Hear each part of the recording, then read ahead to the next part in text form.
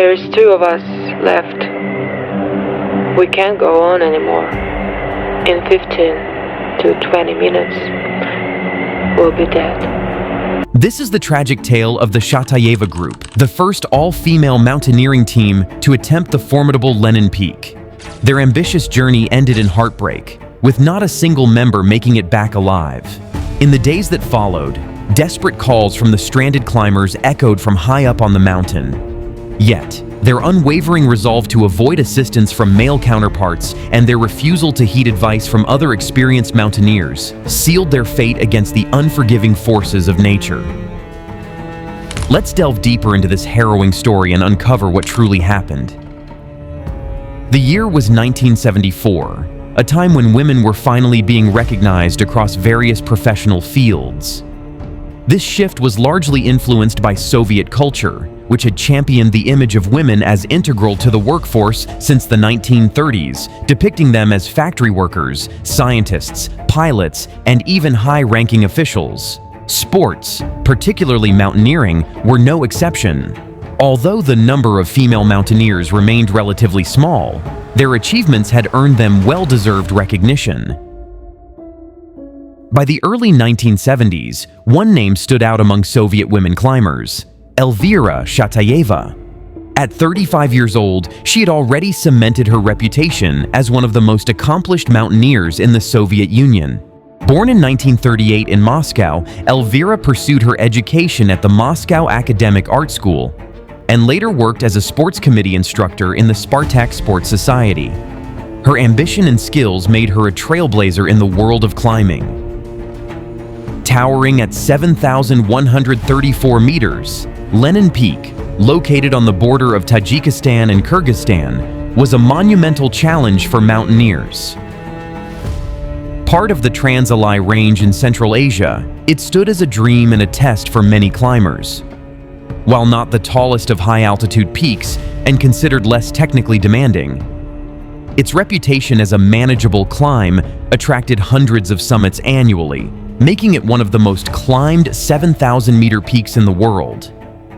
However, its apparent accessibility was deceptive. Lenin Peak posed its own dangers: harsh weather, unpredictable avalanches, and bitter cold, compounded by the relentless strain of extreme altitude. These hazards had humbled even the most seasoned climbers. Despite warnings from her peers, Elvira Shatayeva, renowned for her skill and determination, resolved to take on this formidable peak. Her vision? To lead a groundbreaking all-female team of 8 climbers to the summit. During the 1970s, women were seldom viewed as equals to men, especially in fields like mountaineering. For Elvira Shatayeva, this climb was her chance to challenge those norms. Her familiarity with Lenin Peak may have influenced her decision. It wasn't her first time on the mountain. She had previously scaled it as part of a mixed team, which included her husband, Vladimir Shatayev. By June 1974, the southern border of what is now Tajikistan and Kyrgyzstan buzzed with activity.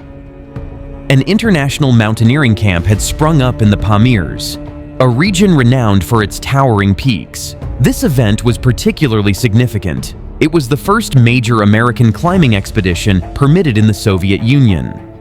A symbol of growing ties between the USSR and the West, the camp hosted 170 climbers from around the globe, including 19 Americans. Among them were 2 women representing the American team. Molly Higgins, a 24-year-old climber, remembered briefly meeting Shatayeva and finding her inspiring. Arlene Blum, a member of the Swiss team, also spoke with her. Shatayeva shared her ambitious plan to lead the first all-female ascent of Lenin Peak. While the two bonded over their shared goals, Arlene couldn't help but notice Shatayeva's team's outdated equipment. Their tents had button closures, and their boots seemed antiquated, hardly ideal for the unpredictable conditions often encountered on Lenin Peak. Arlene worried whether their gear could withstand the mountain's challenges.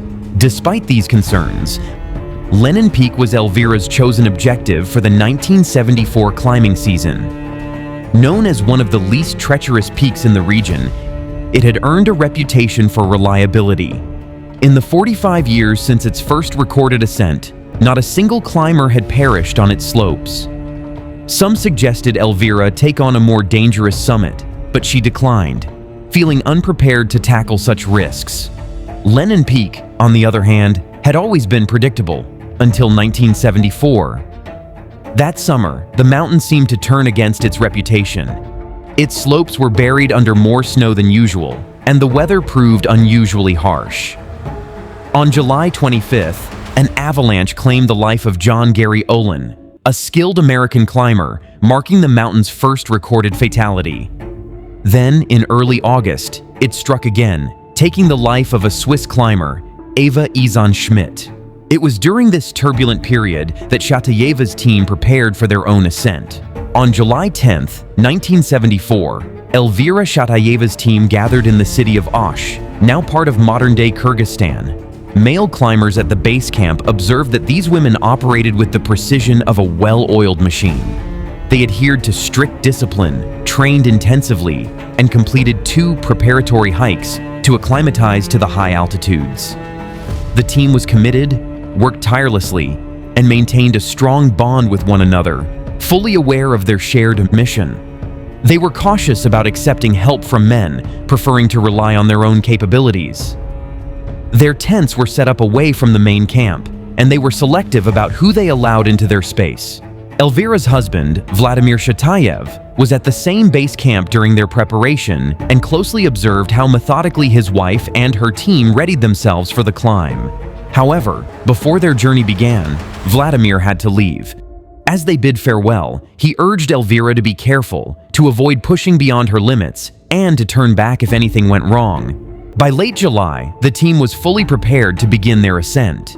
According to other climbers on the mountain, the all-female team left the base camp on July 30th, heading for Camp 1. The following day, they moved toward the summit via the Lipkin route. On August 2nd, Elvira radioed back to base camp with an optimistic update. Around 1 hour left before we reach the ridge. Everything is okay, the weather is good, the wind is mild, and the way is easy. Everyone is feeling well. So far, everything is so good that we're even disappointed in the route. At the same time, several male climbing teams were making their way up the same route. Back at base camp, climber Vitaly Abalakov had asked these teams to hold off and let the women's team proceed ahead. However, Shatayeva's team declined any assistance from the men, as they felt it would take away from the significance of their achievement. Instead, the women decided to pause and rest, using the time to let the male teams clear the road ahead of them. At 8 a.m. on August 3rd, Elvira Shatayeva updated base camp about their plan, explaining that they intended to make their final push to the summit the following day. In response, Abalakov assured them that the weather forecast was favorable. The women were determined to succeed, but it seemed the mountain had other plans. On August 4th, around 5 p.m., Elvira radioed base camp with a surprising message. The weather is getting worse. It's snowing. That's good. It will cover the tracks so that no one accuses us of following tracks. Later that evening, however, new weather reports painted a far more dangerous picture. A massive storm was approaching, and all climbers on the mountain were urged to descend. Despite the warnings, Shatayeva's team, just 400 feet below the summit, was seen pressing onward in a line. By the next day, August 5th, the Russian women's team made contact from the summit, announcing triumphantly, "We're on the summit." Base camp responded with heartfelt congratulations and wished them a safe journey back down, but the sense of victory was short-lived. At 5 p.m. on the same day, Elvira radioed again, this time with alarming news. Visibility is poor, 20 to 30 meters. We're unsure of the direction of descent. We've decided to put up tents, set them up in tandem, hoping to discern the descent path once the weather improves. Base camp, understanding the severity of the situation, informed them of the approaching storm, but agreed with their decision. In such low visibility, waiting was indeed the safest option. On the morning of August 6th, a fresh layer of 5 inches of snow blanketed the ground. At around 10 a.m., Elvira radioed in, her voice carrying a mix of frustration and concern. The weather hasn't changed at all. There's no visibility. We got up at 7 a.m. and have been monitoring the weather constantly, waiting for a glimpse of anything through the fog to find our way for the descent. It's 10 o'clock now, and there is nothing. No improvement. Visibility is still poor, about 20 meters. What will the base camp recommend? Base camp advised them to hold out until evening and monitor for any signs of improvement. They also suggested the team eat something to keep their energy up. Hours passed, and by 5 p.m., Elvira was back on the radio, but this time her tone was one of despair. No improvement in the weather. It's only getting worse and worse. We're fed up with being here. It's so cold. We would like to leave the summit. We've already lost all hope of any improvement in visibility. We just want to start the descent, if possible. The wind is very, very strong. Before descending, we'll listen to you. What do you think of our plan? And now, please invite a doctor to the comms. We have a question. We need his consultation. It turned out one of their team members had fallen seriously ill, and another was beginning to feel unwell. The team leader made a grim decision. They would need to descend immediately and search for an area with snow suitable for digging shelter caves. Robert Craig later recounted that the implication was clear. If the sick climber couldn't move and shelter couldn't be secured, leaving her behind might be their only chance for survival. Base camp then issued direct instructions. Elvira was told to administer an injection to the sick team member and begin the descent immediately. Without hesitation, she complied. The group began their descent under these grim circumstances. On the morning of August 7th, Elvira sent a chilling message over the radio. Yesterday at 11 p.m., Irina Lubimtseva tragically died during the descent. Just 15 minutes after this devastating news, a team of Soviet climbers departed from base camp to attempt a rescue. Teams from France, Britain, and Austria also mobilized, coordinating with Japanese climbers who were less than 400 yards from Shatayeva's group. Despite everyone's efforts, a powerful snowstorm swept through, completely obstructing all paths.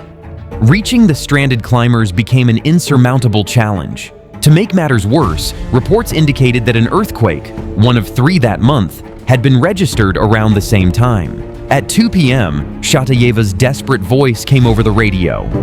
We've got 2 dead, Vasilyeva and Fateva. Belongings have been blown away, 3 sleeping bags left for 5 people. We are very cold. 4 of us have extremely frostbitten hands. Base camp urged the climbers to remain strong and continue their descent, emphasizing the importance of staying in motion. 6 hours later, around 8 p.m., another message came through, advising them to stop, dig in, and keep warm through the night. They were reassured that help would arrive by morning. Despite their best efforts, digging snow caves in the solid, frozen ground was futile.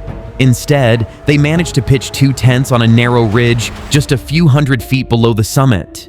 Meanwhile, the health of the stranded climbers continued to deteriorate rapidly. By 10 a.m. the next day, Shatayeva's voice came over the radio. It is very sad here where it was once so beautiful.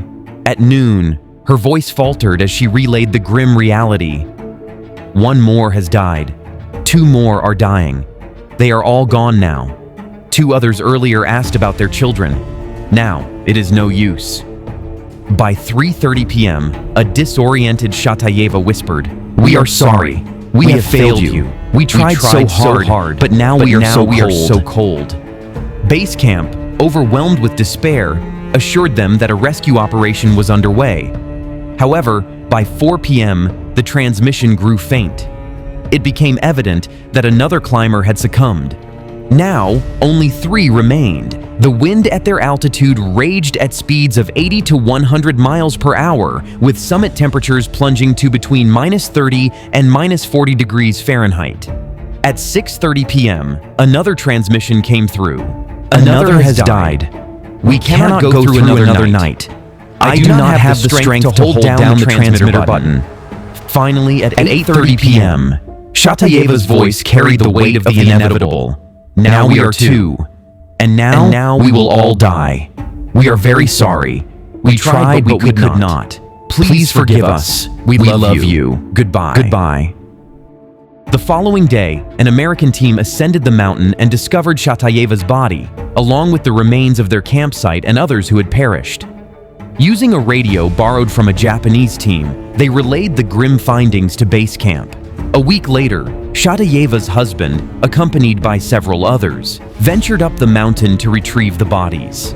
This heartbreaking tragedy stemmed from multiple factors. One significant issue was inadequate equipment. The team also carried the immense weight of expectations, being the first all-female group under intense scrutiny from other climbers. Many doubted their capabilities, driving Shatayeva to prove them wrong, a determination that, in hindsight, may have pushed her to take greater risks.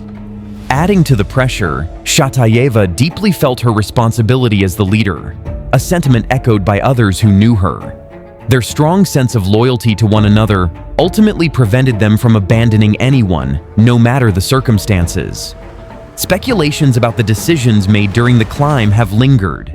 Shatayeva's husband, Vladimir, suggested she might have intentionally extended their schedule, such as declaring a rest day on August 3rd, to distance her team from male support groups and affirm their independence. Looking back, skipping that rest day might have placed them in a safer position when the storm hit. It's worth noting that the idea of an all-female ascent isn't new. Women have been a part of mountaineering history for centuries, making remarkable contributions. From overcoming societal barriers to defying skepticism, female climbers have repeatedly proven their skill, determination, and resilience, leaving an undeniable legacy in the world of mountaineering. Thank you for watching. Don't forget to subscribe. Share your thoughts on today's story in the comments below, and feel free to suggest topics for us to cover in future videos.